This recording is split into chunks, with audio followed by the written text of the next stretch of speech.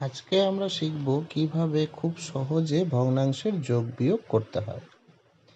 এর জন্য আমরা প্রথমেই প্রজাপতির দুটি ডানা আঁকবো এইভাবে, এবং ডানা বরাবর সংখ্যাগুলো গুণ করে যোগ করে দিব।